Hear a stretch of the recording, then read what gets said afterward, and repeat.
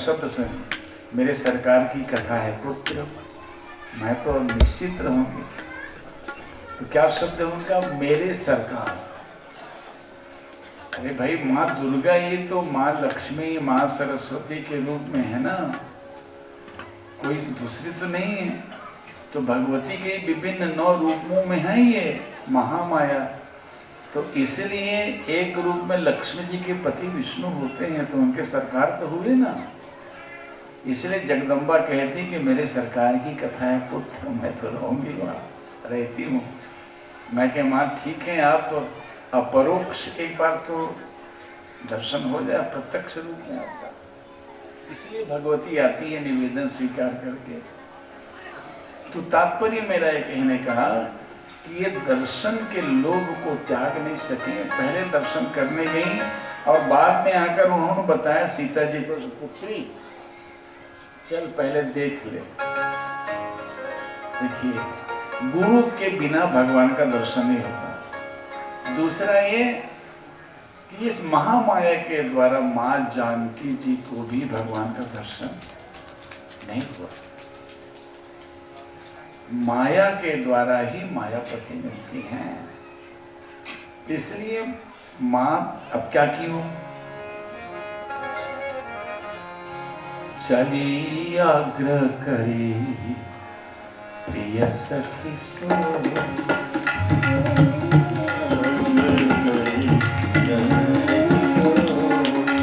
चली आग्रह करी प्रिय सखी सो,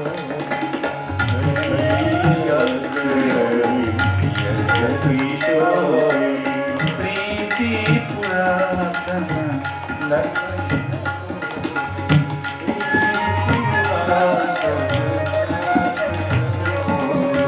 प्रीति पुरातन लखैना को,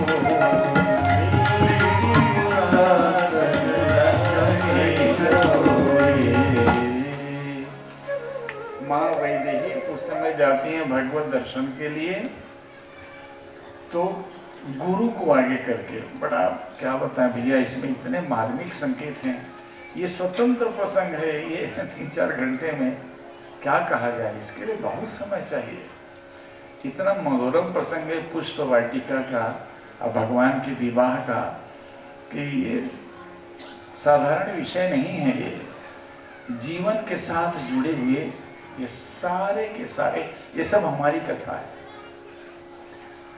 तो गुरु विश्वामित्र पहले भेजे सूत्र याद कर लो। नगर दर्शन के लिए एक बात तो याद रख लो आप कि देह नगर की यात्रा तो आप अकेले कर सकते हैं और कर रहे हो, लेकिन विदेह नगर की यात्रा बिना गुरु की नहीं हो सकती। विश्वामित्र जी और लक्ष्मण जी किसके पीछे चले? गुरु के पीछे चले। विदेह नगर आपको पहुंचना है, देह की आसक्ति को मिटाना है, तो बिना गुरु के हो ही नहीं सकता।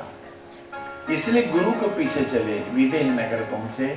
तो गुरु जी ने कहा बेटी ठीक है, इच्छा है तुम्हारी जाने की, जाके देखाओ। नगर भ्रमण करने भेजे, ये पुरुष के लिए, भगवान राम के लिए।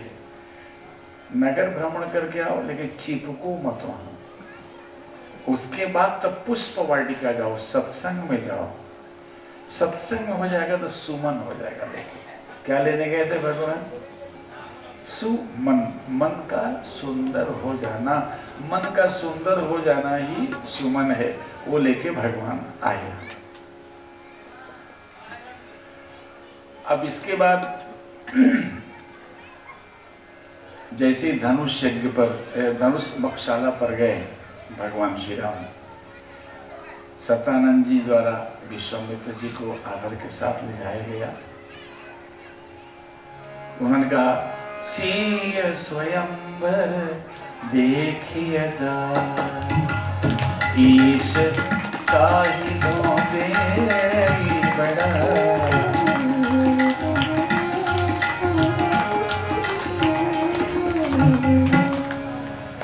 ये स्वयंवर नहीं है।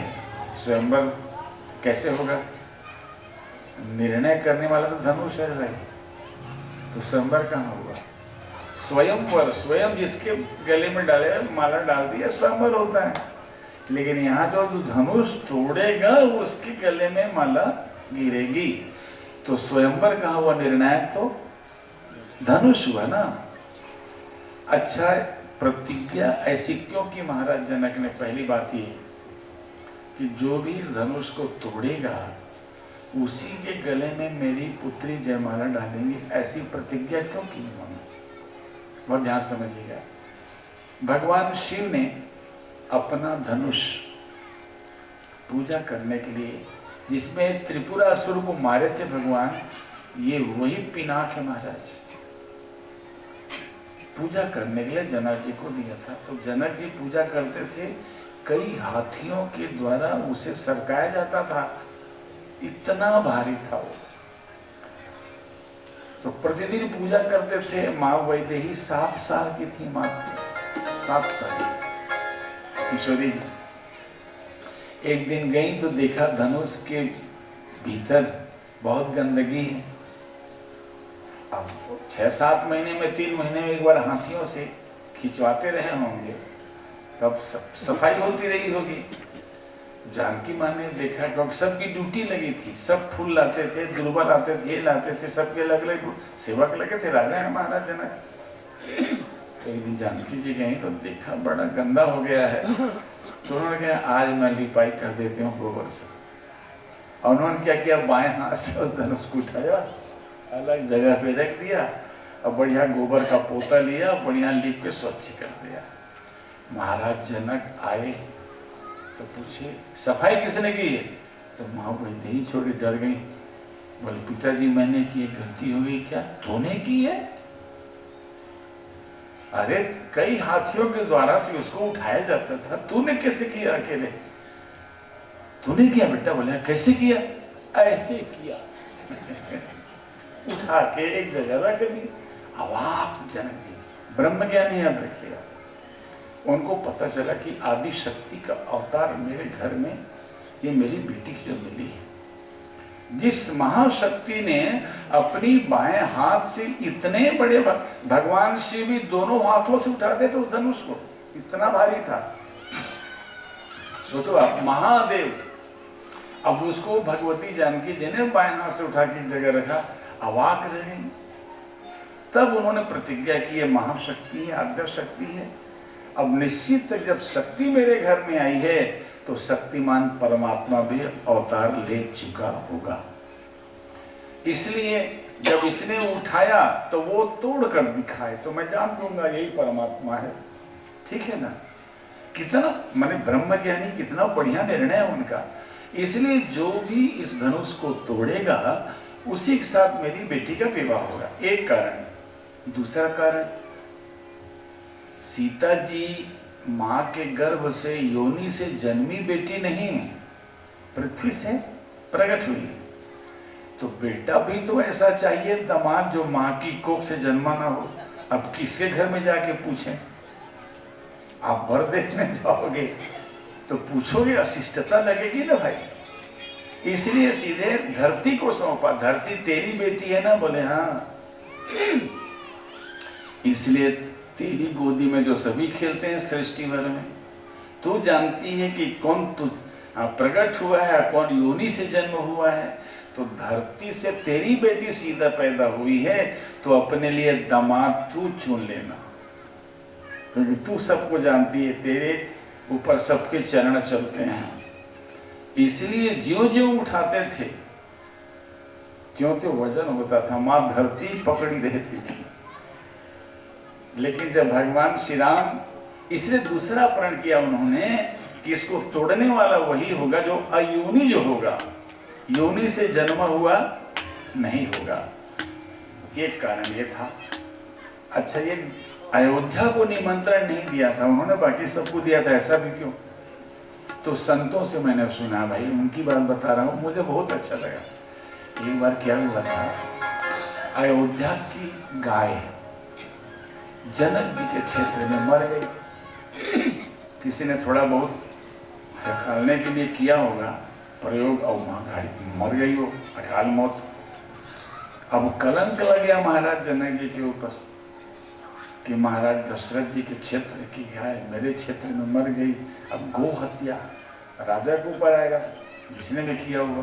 तो ढिंढोरा पिटवाया उन्होंने। जो कोई भी इस गाय को जीवित कर देगा, वो जो चाहेगा मैं दूंगा। सब थक गए। एक झाड़ू लगाने वाला अयोध्या क्षेत्र का, अयोध्या का सुन रहा था। जब कोई नहीं सके तो वो आया, बोले महाराज मैं अयोध्या का रहने वाला हूँ, झाड़ू लगाता हूँ, मैं जिंदा कर दूं? अवाक रह गए महाराज, आप कैसे जिंदा करोगे भाई? बोले अब देखते जाइए। तो उसने क्या कहा मालूम? मेरे महाराज दशरथ सचमुच धर्म का पालन उन्होंने आजीवन किया है और मेरे राम के चरणों में उनका प्रेम है। 2 बात, धर्म और प्रेम, इन्हीं दोनों बातों की वंदना की को समझने। बंदौ अवध भुआ सत्य प्रेम जहि राम पद, बिछुरत दीन दयाल प्रियतनु तृणैव परिहर। सत्य कौन सा? तो धर्म न दूसरा सत्य समान। देख लो, सत्य धर्म एक सिक्के के 2 पहलू हैं। तो उसने कहा मेरे महाराज दशरथ सचमुच धर्मात्मा है और राम के चरणों में उनका निष्कपट प्रेम है, तो उनके पुण्य के बल पर गाय जीवित हो जाए। तो गाय जीवित हो गई। महाराज जनक अवाक, अरे दादा धनुष तोड़े में कबूल नहीं होता दूं, उसने सिंपल बना के धनुष तोड़ी ना। महाराज को दशरथ के पुण्य के बल में धनुष टूट जाए तो मोर बेटी माला पहनाने पड़ी, तिकल जंजाल छोड़ न्योते जानते। इसलिए वहां निमंत्रण नहीं दिया था अयोध्या में। तो आइए प्रसंग पर चले, कीर्तन कर लो माताओं। सीताराम जय सीताराम, सीताराम जय सीताराम, सीताराम जय सीताराम, सीताराम जय सीताराम, सीताराम जय सीताराम, सीताराम जय सीताराम, सीताराम जय सीताराम, सीताराम जय सीताराम,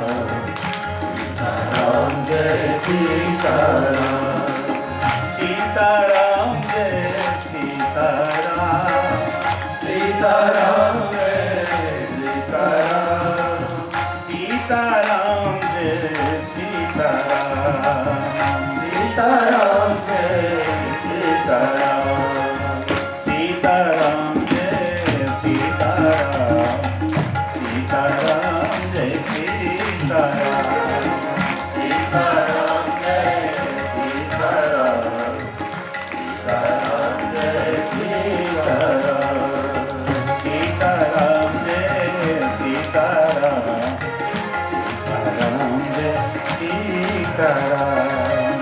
सीताराम जय सीताराम, सीताराम जय सीताराम।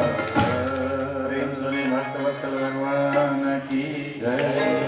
अब घोषणा की गई, राज समाज आज जोई तोरा। ये शिव धनुष है।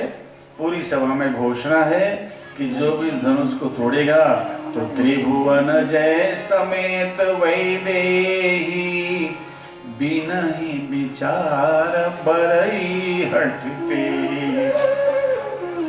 उसी के सिर पर जयमाल गिरेगी। लेकिन याद रखना, घुमावदार भाषण बोला, रावण बाण महाभट भारे, देखी सरासन गवहि सिधार, सोई पुरारी को दंड कठोरा, राज समाज आज जोई। शास्त्रार्जुन आया था, रावण आया था, छुआ तक ने रावण बाण छुआ नहीं चापा, चले गए वो। आज इस समाज में जो भी धनुष को तोड़ेगा बिना विचारे, वैदेही जनक नंदनी हमारी उसके गले में जय माल डाल देंगी। विजय से की उपलब्धि उसे ही होगी। तो जिनके कुछ मन में अच्छे विचार थे, धर्मात्मा थे, वो तो गए नहीं। क्योंकि भूमिजा हैं ये, पृथ्वी की बेटी हैं और हम रखवाले हैं, भूपति कहलाते हैं। तो रक्षक हैं तो हमारी बेटी हैं ये, धरती की बेटी माने हमारी अपनी बेटियों की धरती के हम रक्षक हैं, इसलिए नहीं गए।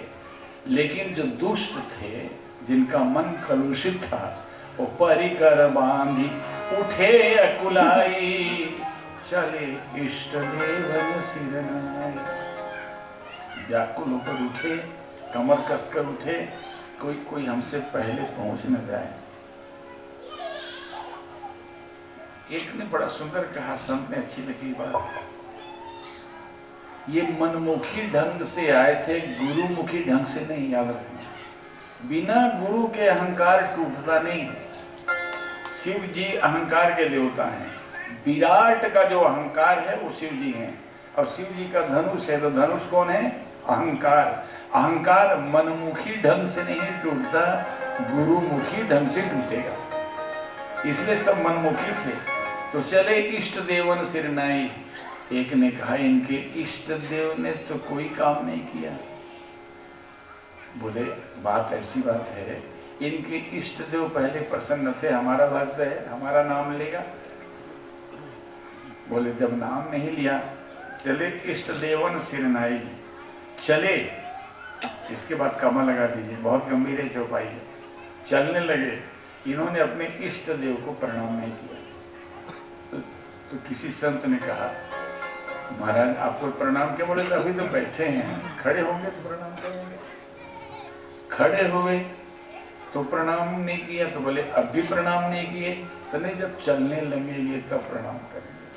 चले अब तब प्रणाम नहीं किया लिया ना, तो इनके जितने इष्ट देव थे उन्होंने सिर झुका लिया, सिर नीचे कर लिया। तो अहंकार मनमुखी ढंग से नहीं टूटता, जब भी टूटता है तो गुरुमुखी ढंग से टूटता। भूप सहस दस एक कहीं 12। यहाँ लोग शंका करते हैं कि धनुष में समाये कैसे 10 हजार। अरे भैया, 12 का मतलब होता है दिन, बार, सोमवार, मंगलवार, बुधवार। तो वार माने दिवस। एक दिन में इतने राजाओं ने आजमाया। भूप सहस दस एक दिन में इतने राजाओं ने किस्मत आजमाई।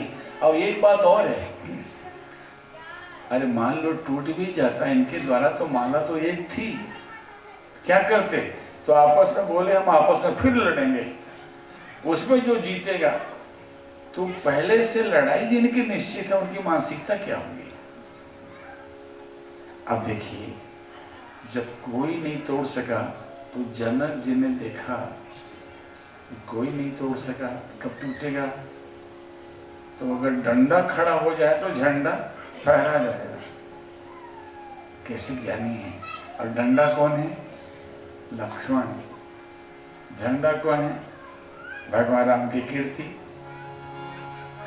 तो जब डंडा खड़ा होगा तो झंडा फहरा जाएगा। तो डंडा कैसे खड़ा होगा?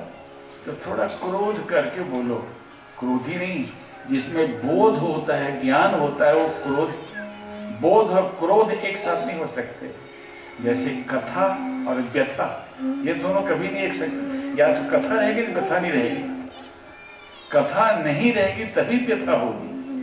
तो कथा और व्यथा एक साथ नहीं, राम और काम एक साथ नहीं, बोध और विरोध एक साथ नहीं होते, बोध और क्रोध एक साथ नहीं होते। इसलिए जनक जी तो ज्ञानी है महाराज, तो उनको क्रोध कैसे होगा?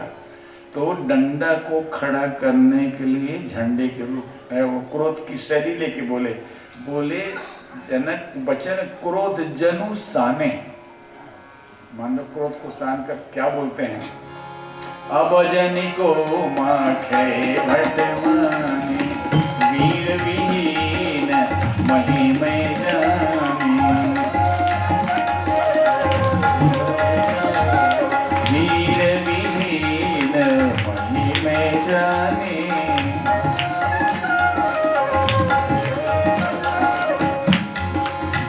अब जनि को माखे भटमानी, वीर विहीन महिमे जानी। जो जन तिनु बिनु भट भुई भाई, तौपन करी हो त्यों न हसाई, हो त्यों न। अब क्या करूं, बेटी कुंवारी रहेगी तो रहे, प्रण तोड़ता हूं तो इज्जत जाती है, कलंक लगता है।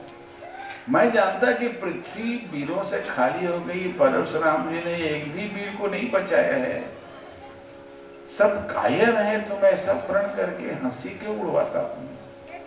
इतना कहना था महाराज, दखन क्रोध लाल कांप गया। लेकिन धन्य है, क्रोध में भी कैसे लक्ष्मण, कही न सकत रघुवीर डर, लेकिन और लगे बचन जनों। जब क्रोध में भी भगवान का डर बना रहे तो ऐसे क्रोध की पूजा होनी चाहिए। कोई क्रोध में ऐसा कहा है कि थोड़ा मैं मंदिर से आ जाऊं फिर उतर लेता हूं, कोई बोलता है? धन्य ऐसा क्रोध। इसके बाद भगवान के चरणों में प्रणाम किया और उन्होंने कहा, कही जनक जस अनुचित वाणी, विद्यमान रघुकुल मणिजन। श्री ने लगाया ना जी कहा, जनक ने जैसी अनुचित वाणी कही, भगवान राम को सामने देखकर विद्यमान जानकर तो इन्होंने भी कायर कह दिया ना। एक ने कहा कि आप कौन सा उचित काम कर रहे हो। और एक बार विश्वामित्र जी बोलते जनक जी को, तो हम उम्र के थे, बराबर उम्र के थे, उनका बोलना शोभनीय होता। आप बालक को और बुजुर्ग को न तो सी लगाए न जी लगाए बोल रहे हो, जनक ने जैसी उचित वाणी कही, आप कौन सी उचित बात कर रहे हो। बोल सुनो, यहाँ भूमिका की बात है। लक्ष्मण जी ने कहा, कैसे भूमिका की बात है? मैंने क्या कहा, विद्यमान रघुकुल मणि जानी, ये मणि है। यहाँ पर दीन दयालु भक्त वत्सल राम ये नाम नहीं है, विद्यमान रघुकुल, ये रघुकुल के मणि हैं। और मणि पर संकट आता है तो फड़ी ही फुफकारता है, दूसरा नहीं। मैं शेष हूं, इसलिए चुप रहो, यहाँ भूमिका की बात है। चुप हो गया महाराज। लक्ष्मण की बात सुनकर भगवान मुस्कुराने लगे।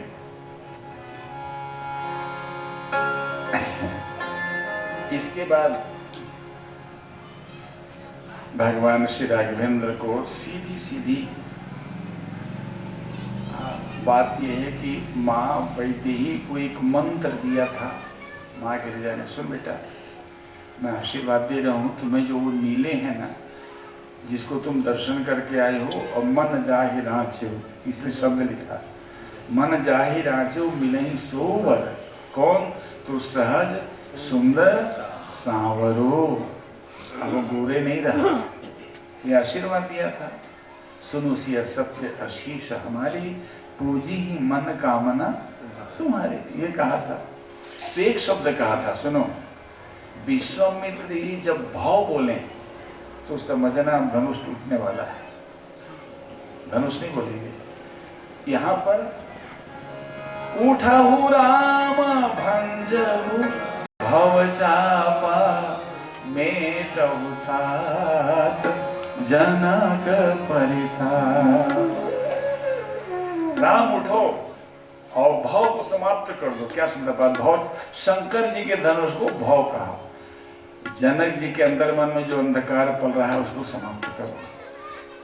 सीता जी जान गई अब धनुष टूटने वाला है, इसलिए प्रार्थना की, आव मोहि शंभु चाप गति तो, आव मोहि शंभु चाप गति तोरी। मरवी बात है, धनुष से प्रार्थना करते हैं। अब मोहे शंभु चाप गति तोड़ी, मतलब धनुष तुम्हारे ऊपर निर्भर करता है, तुम अपना वजन हल्का कर लो। बोले हम हल्का कर लें? बोले हाँ, तो अपना वजन कहाँ डालें? बोले ये जो राजा इतने हल्के हैं, जिनमें जरा भी शिष्टता नहीं है, वजन नहीं है, ये अपना वजन उन्हीं दुष्ट राजाओं में डाल दो। थोड़ी गंभीरता तो आ जाएगी। तो कितना हल्का हो जाऊं माँ? बोले ये मैं नहीं बता सकती। बोले क्यों? जिनको फूल तोड़ने में पसीना आता है तो कितना वजन उठा के तोड़ेंगे, ये तुम देख लेना। कितना उठा सकते हैं बस उतना ही हल्का हो जाना। गणेश जी की इसलिए प्रार्थना की कि आप विघ्नहरण हैं, उनके पुत्र हैं, इसलिए कृपा करें।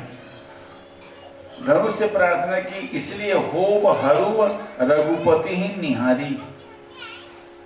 बोले हम हल्का हो जाए मां हरी सभा में, तुमको हल्का होने की चिंता है? बोले सुनो, तुम्हारी तरफ कौन आ रहे हैं? बोले राम आ रहे हैं। किसको देख रहे हैं? बोले मुझे देख रहे हैं। अरे तो जो राम की दृष्टि तुम्हारे पर पड़ रही है, तुम्हारे ऊपर पड़ रही है, वो भी चिंता के बोझ से मरे, हल्का न हो तो इसे दुर्भाग्य कहा जाएगा कि सौभाग्य कहा जाएगा? इसलिए हल्के हो जाओ। धन्य है मां, धन्य हो। और महाराज जैसे ही भगवान ने धनुष उठाना चाहा, इधर ध्यान दीजिएगा, तो एक बड़ी मार्मिक बात हुई, बहुत मार्मिक बात। तो ये हुई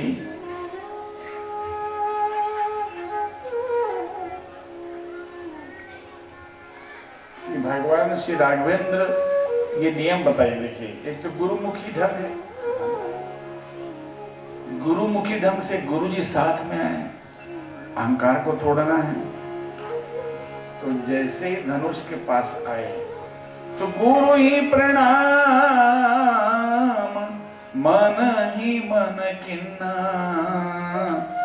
दूर हो गए इसलिए गुरु जी को मन ही मन प्रणाम हुए। लेकिन जैसे ही धनुष के को तोड़ने के लिए गुरु जी ने जैसे आदेश दिया कि उठो राम भंजो भव चापा। और एक मार्मिक बात है, विश्वामित्र समय शुभ जाने। इस समय शुभ क्या जाना? लक्ष्मण गरम है। लक्ष्मण गरम है माने लक्ष्मण कौन है? वैराग्य। भगवान राम है ज्ञान, सीता जी हैं भक्ति। ज्ञान भक्ति वैराग्य तीनों का योग दिया गीता जी ने, ज्ञान योग, भक्ति योग और कर्म योग। ठीक है, तो कर्म बिना वैराग्य के कर्म नहीं होगा, गलत दिशा में ले जाएगा। तो लक्ष्मण है वैराग्य, और वैराग्य जब तक गर्म ना हो तब तक ज्ञान नहीं टिकता। ठंडे तवे में रोटी नहीं बनती माता। लोहा जब गर्म होता है तभी चोट लगो तो जब आकार देना चाहो बन सकता है। एक बात ध्यान देना, जैसे गुरु जी ने आदेश दिया समय जान करके, तो भगवान चले तो कैसे चले? सहज ही चले सकल जग स्वामी, मत मंजू बर कुंजर गाम। हाथी जैसे चाल। अच्छे बताओ, ये चाल में हाथी की उपमा क्यों दी जाती है? नारियों को भी दिया जाता है, गजगामनी कहा जाता है। गज हाथी की उपमा चाल में, मस्ती भरी चाल में हाथी की उपमा क्यों दी जाती है? बड़ी मार्मिक बात है। हम गांव का जीवन जिए हैं, आप तो गांव में ही हैं, लेकिन पहले ऐसा संस्कार था कि गांव में अगर हाथी आता था, टन टन टन की घंटी बजती थी, तो सारे गांव के लोग दर्शन करने के लिए इकट्ठे आते थे। गणेश जी आ गए, और हर घर में आरती सजी हुई नारियल लिए खड़े रहते थे। लेकिन एक विचित्र बात उसके साथ होती थी कि जितने लोग हाथ जोड़े हुए हाथी के सामने खड़े होते थे, उतने ही कुत्ते पीछे भौंकते रहते थे। ये सामने जाके भौंकने की हिम्मत नहीं इनकी। ये भौंकने वाले सामने नहीं आते, पीछे ही भौंकते हैं। सामने आकर भौंकने की हिम्मत कुत्तों की नहीं है, लेकिन पीछे भौंकना छोड़ते नहीं। देखिए दो बात, एक तरफ भौंकने वाले हैं और दूसरी तरफ हाथ जोड़कर प्रार्थना करने वाले हैं। तो हाथी क्या करता है? मैं तो हाथ जोड़ने वालों के पास रुकता और न भौंकने वालों को पलटकर देखता। निंदा और स्तुति जिसके जीवन से निकल गई हो उसी की चाल में मस्ती आती है। इसलिए हाथी की चाल के ऊपर दी गई भगवान राम ऐसे ही है, क्योंकि हरस विषाद न कछु रयावा। देख लीजिए, गुरुदेव के आदेश पर न तो हर्ष हुआ न विषाद हुआ। धनुष टूट जाएगा तो आनंद, नहीं टूटेगा तो विषाद नहीं। गुरु जी ने आज्ञा दे दी है, गुरु जी की आज्ञा भी समझो। उठहु राम भंजहु भव चापा। क्या कहा? उठो धनुष को तोड़ दो। ये कहा कि तुम भी उठाकर कोशिश करके देखो। कहा क्या? आदेश दिया धनुष को तोड़ो, तो भगवान समझ गए धनुष तो टूट गया गुरु जी के आदेश से। गुरु जी ने तोड़ा है धनुष को, मैं नहीं, मैं तो निमित्त हूं। बड़ी मार्मिक संकेत समझिए इसे। गुरुदेव ने यह नहीं कहा कि बेटे राम जैसे सारे राजा लोग गए आजमाए, तुम भी आजमा कर देखो, ऐसा नहीं उनका कहना। क्या कहा? उठो राम भंजहु भव चापा। राम उठो और शिव जी के धनुष को तोड़ दो। तो भगवान समझ गए गुरु जी का संकल्प है, धनुष टूट गया है, मुझे छूना वर है, मैं निमित्त हूँ, तोड़ने वाला मैं कौन होता हूँ। इसलिए परशुराम जी के समय प्रसंग में आप देखेंगे छुअते ही टूट पिनाट पुराना। तो मैं के हेतु करो अभिमान, छूते ही धनुष टूट गया तो मैं अभिमान क्यों करूं कि मैंने तोड़ा है। वो तो गुरु जी के संकल्प ने तोड़ा है, तो अभिमान गुरु जी से टूटता है, गुरु जी तोड़वाते हैं। गुरु पद बंदी सहित अनुरागा राम मुनि सनयाय सुमन सहज ही चले सकल जग स्वामी मत्त मंजू बर कुंजर और जैसे ही भगवान जब चलने लगे, जब धनुष के पास आए तो एक बड़ी मार्मिक बात हुई। दूर में भी है, धनुष के पास है, धनुष की परिक्रमा की और तब भगवान ने गुरु ही प्रणाम मन ही मन। देखिए क्या कितनी मर्यादा है मेरे राम की। धनुष के पास आकर के भी मन ही मन गुरुदेव को प्रणाम करते हैं। गुरु ही प्रणाम मन ही मन किन्ना अति लाघव उठाए धनुष। एक बिजली सी चमकी, इतनी जोर से चमकी, सबकी आंखें चौंधिया गईं। सब कुछ समझ पाते इसके पहले लेत उठावत खैंचत गाड़े गाऊ न लखा देख सब ढाणे जय छन राम मध्य धनु तोरा हरे भुवन धुनि घोर कठोरा हरे भुवन घोर कठोरा हरे भुवन धुनि घोर कठोरा। भगवान ने उसी समय धनुष के 2 टुकड़े कर दिए और सबके सामने गिरा दिए। कोई समझ नहीं पाया। थोड़ा सा 10 मिनट और समझिए, ये तो प्रसंग बड़ा मार्मिक है। देखिए धनुष जब टूट गया तो धनुष के टूटने पर किसी ने धनुष से पूछा, तुम तो उदास हो गए होंगे, तुम तो टूट गए। धनुष ने बड़ा सुंदर उत्तर दिया, हम जुड़े हुए थे तो दूसरों को तोड़ते थे। अरे धनुष चलेगा, बाण चलाएगा तो कोई मरेगा नहीं मरेगा। तो धनुष ने कहा हमारा दुर्भाग्य था कि जब हम जुड़े थे तो दूसरों को तोड़ते थे। आज हम भी प्रसन्न हुए, जो अच्छा हुआ तोड़ दिए गए। क्यों? तो जब हम जुड़े थे दूसरों को तोड़ते थे, बाण चलेंगे तो दूसरे टूटेंगे ही। आज हमारे टूटने से 2 जुड़ गए। कौन कौन जुड़ गए? तो उससे सीताराम जी जुड़ गए, मिथिला और अयोध्या जुड़ गई, जनक जी और दशरथ जी जुड़ गए, वशिष्ठ जी और शतानंदी जुड़ गए तो हमारे टूटने से 2 राज्य जुड़ गए। शतानंद वशिष्ठ मिथिला और अवध, जनक जी और दशरथ जी, और उसके बाद श्री सीताराम जी जुड़ गए। तो आज हम प्रसन्न हो गए, टूट गए। कितना सुंदर संकेत है। अभिमान जब जुड़ता है तो समाज टूटता है।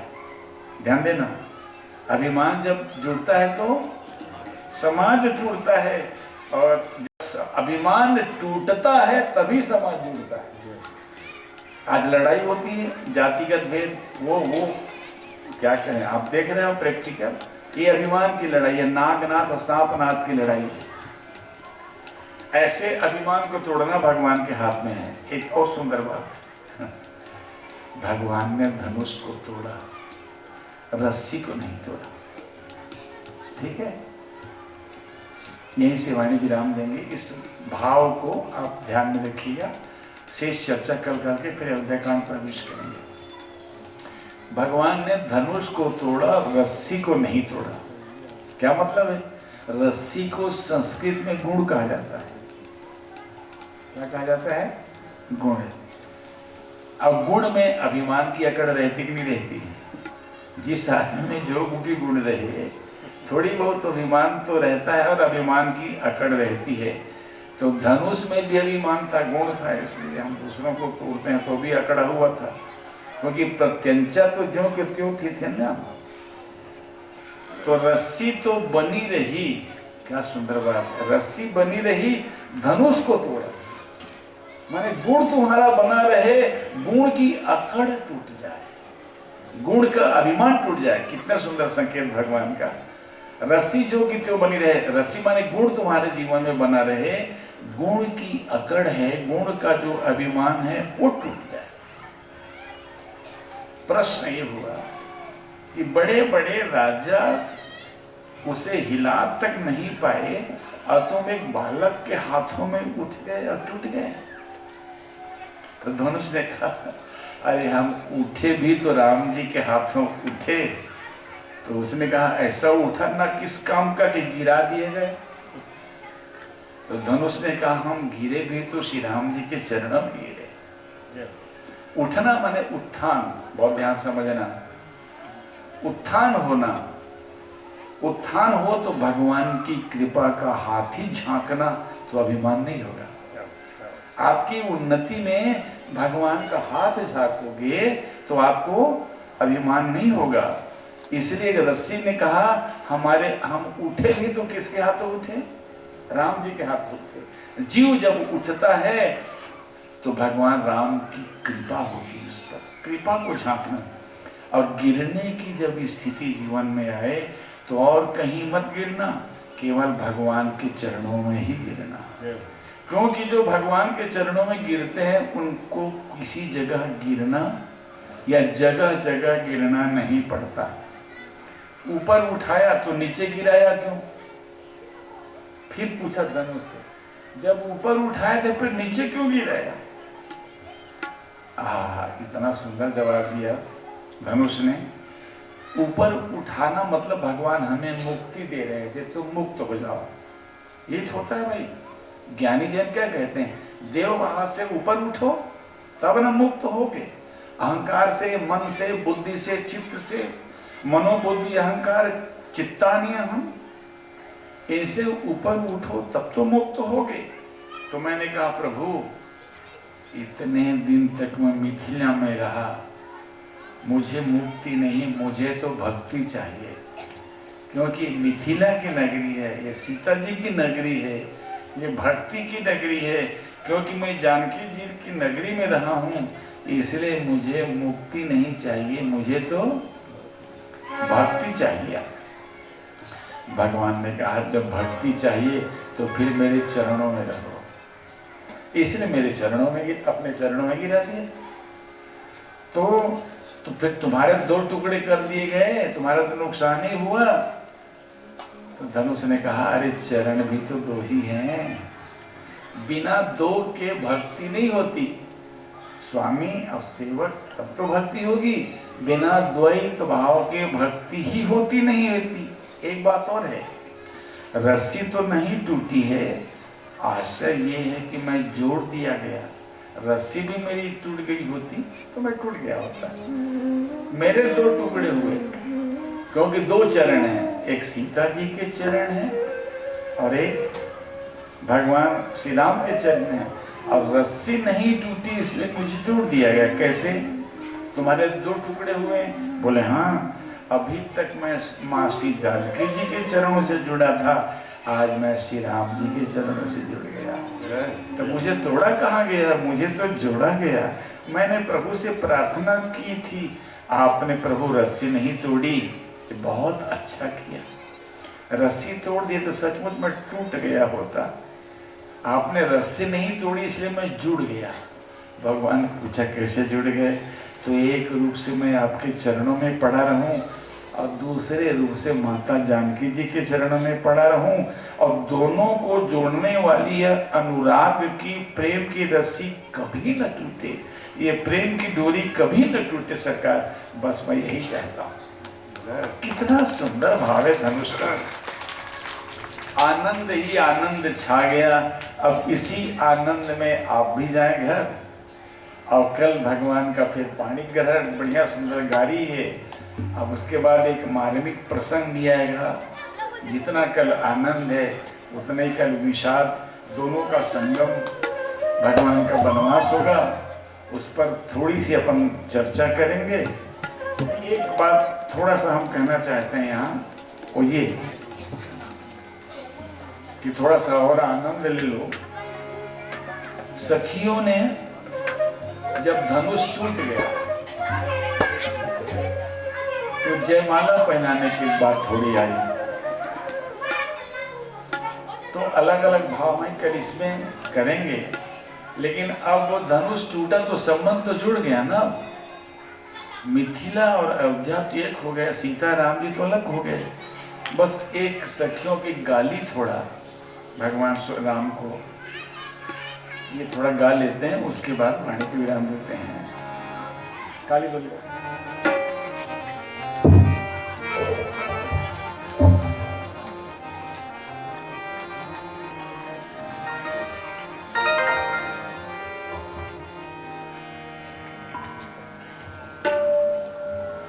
सखियों ने कहा, सखी जाती हो? बोले क्या? इनको कोई पूछने के लिए नहीं आ रहा था। कोई कन्या वाले इनके घर में आते ही नहीं थे। तो इन्होंने क्या किया मालूम? गुरु वशिष्ठ ने कहा इनको घुमाओ। बोले कैसे घुमाएं? बोले इनको उनके साथ घुमाओ जो पहले राजकुल की मर्यादा और रहन सहन को जानते हैं। बोले ऐसे कौन है? बोले विश्वामित्र जी हैं, वो पहले राजा थे, इसलिए विश्वामित्र जी के साथ इनको लगाकर घुमाओ। तो शायद तो बोले चारों को ले जाओ। बोले नहीं चारों नहीं, पहले दो को घुमाओ। तो दो गोरों को ले जाओ। बोले नहीं, तब ये दोनों काले बचे रहेंगे, इसलिए एक नीला और एक गोरा, गोरे के साथ में नीला खप जाएगा। तो इसलिए पहले दो को इनको पहले घुमा लो, इनकी हो जाएगी, तब उधर का सोचेंगे। इसीलिए जब बारात के लिए निमंत्रण दिए तो सखियों ने कहा अब देखो दो यहाँ खप गए ना। बोले तो विश्वामित्र जी कह रहे हैं कि दो को हमने खपाया है, अब दो को प्रार्थना करके आप आके खपाओ। इसलिए धरि ध्यान सुनो धनुधारी, गारी मिथिला की धरि ध्यान। धरि ध्यान सुनो धनुधारी, गारी मिथिला की धरि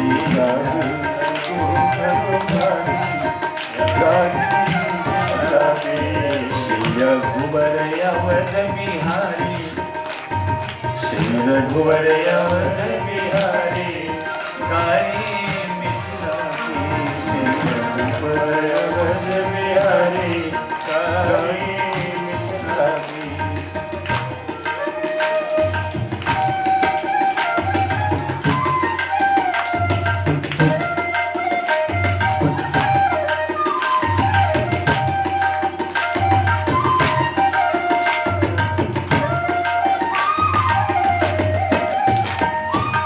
धनुष यज्ञ सुनी ब्याह उमंग में,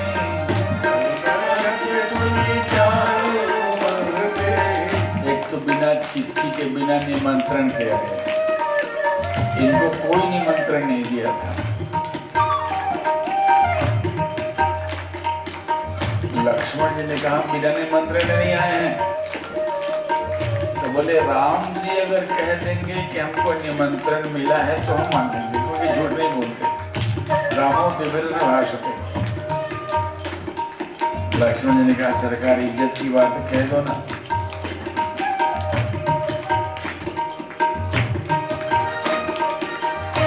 भगवान श्री राम सखियों की तरफ देखे, बोले क्यों निमंत्रण मिला था? नहीं मिला था। और लक्ष्मण जी की तरफ बोले नहीं मिला था। धन्य प्रभु। तो सखिया कहती हैं धनुष यज्ञ सुनी ब्याह उमंग में, बिनु चिट्ठी कौशिक मुनि संग में, बिनु चिट्ठी कौशिक मुनि संग में, बनियाए कमंडल धारी गारी, बनियाए कमंडल धारी गारी, मिथिला की धरी धनुधारी, हरि ध्यान सुनो धनुधारी गारी, मिथिला की धरी सुनो धनुधारी गारी, मिथिला की।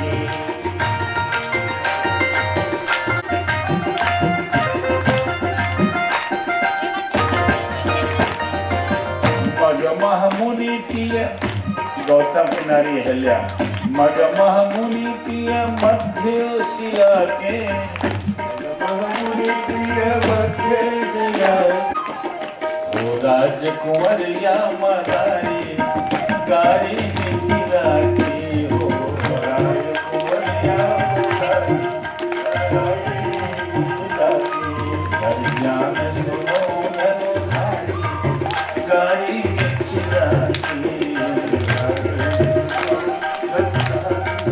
गारी, मिथिला की।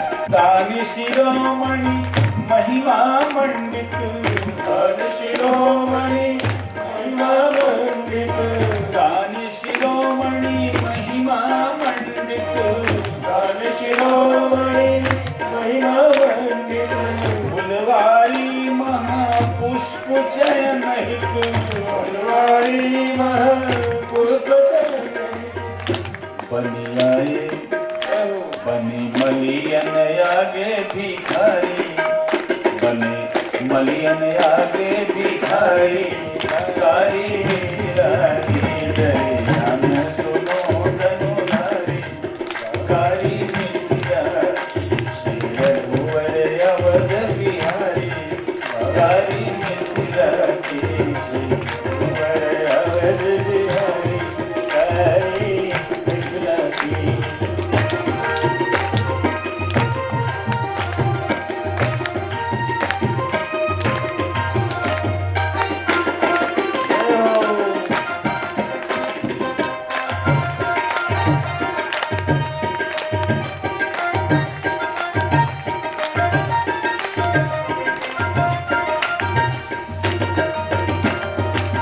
सुंदरताय अभिमान में सीना,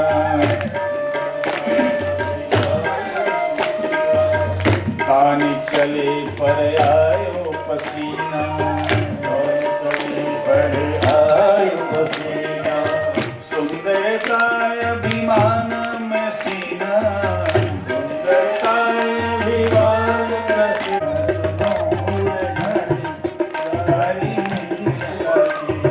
रघुवर अवध बिहारी गारी, मिथिला की रघुवर अवध बिहारी गारी, मिथिला की।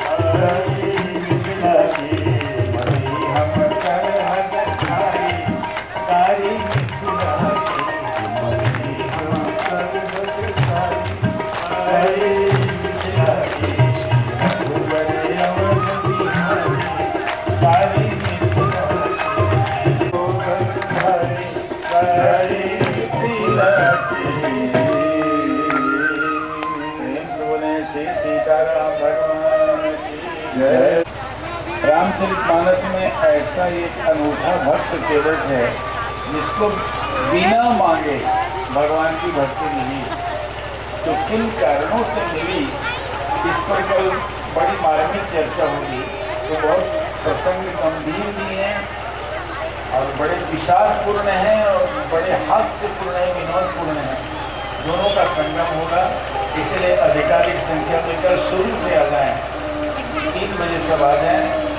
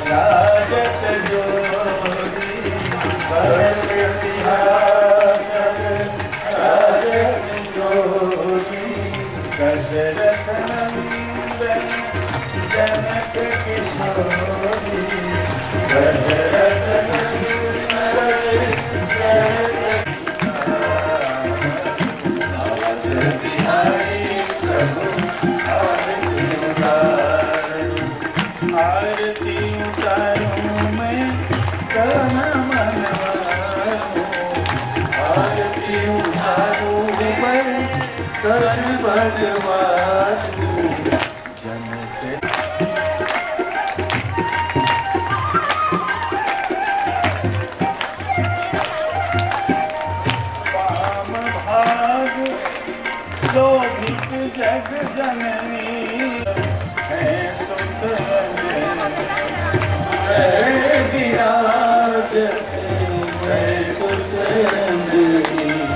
इन चरणों में मैं जीवन वारूं, इन चरणों में मैं बिहारी जनक दुलारी आरती उतार।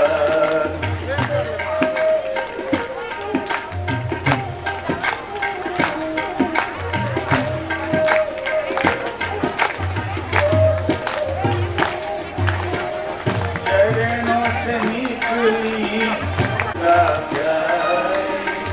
पावन करती त्रिभुवन का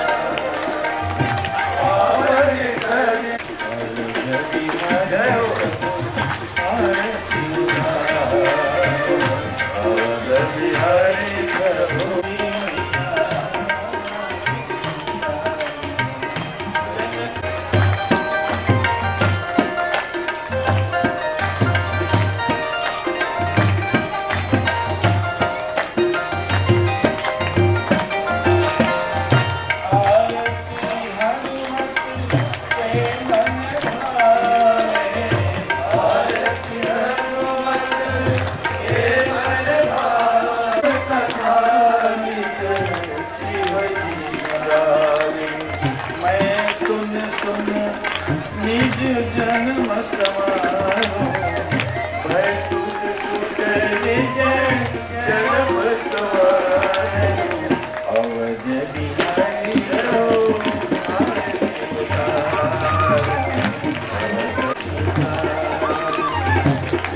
जय दुलारी मैया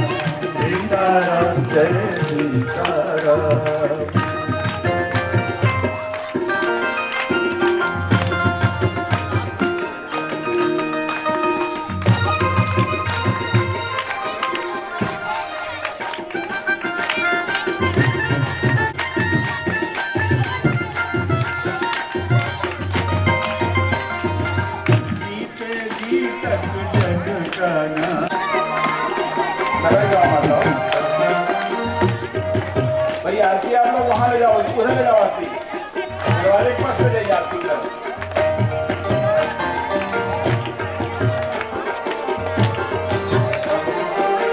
जीते जी तक जग का नाता, जीते जी तक जग का कोई विधाता, इसके बाद न कोई विधाता, इसके बाद न कोई विधाता, इसके बाद न कोई विधाता। अंत में आता का, अंत समय में आता का, सीताराम जय सीताराम, सीताराम जय सीताराम, सीताराम, सीताराम जय सीताराम, सीताराम जय सीताराम, सीताराम जय सीताराम, सीताराम जय सीताराम।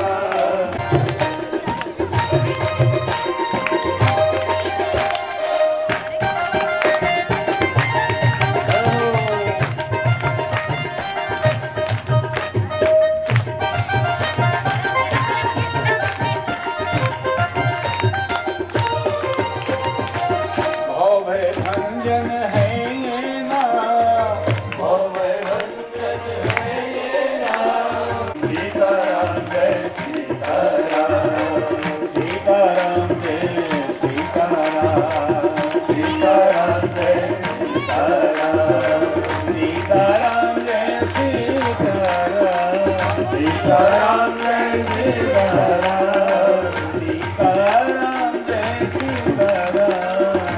सीताराम जय सीताराम, सीताराम जय सीताराम, सीताराम जय सीताराम, सीताराम जय सीताराम।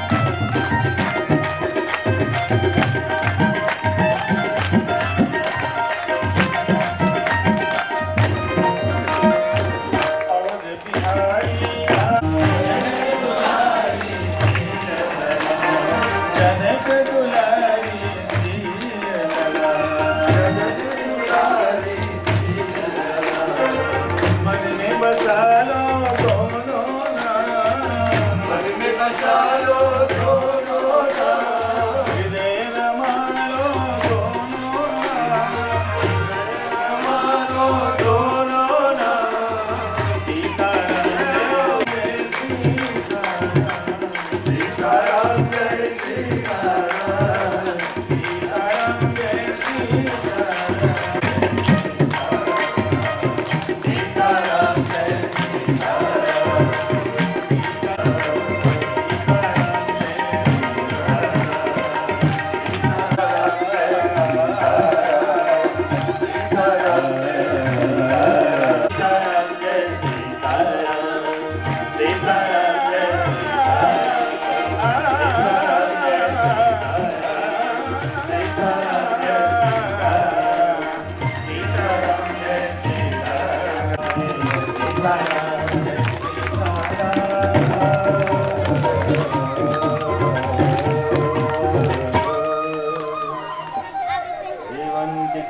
बबुल चंपक बादलाभ जय, राम भगवान की जय, सत्यनारायण सब भक्तन की, सब तीर्थन की, गौ माता की, गंगा मैया की, स्थान की देवी देवताओं की, कुल की देवी देवताओं की, पितर देवी देवताओं की, आनंद कंद भगवान की, जय जय श्री राधे श्याम शंकर हरि ओम, हर हर महादेव। आज के आनंद की, सद्गुरुदेव भगवान की और महामाया देवी की।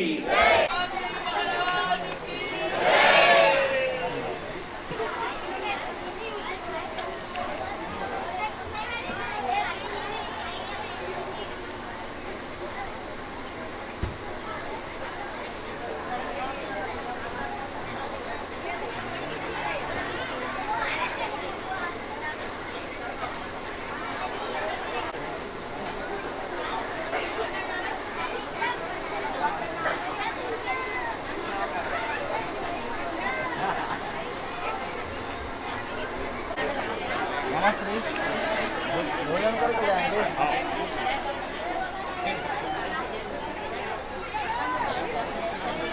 श्री राधा।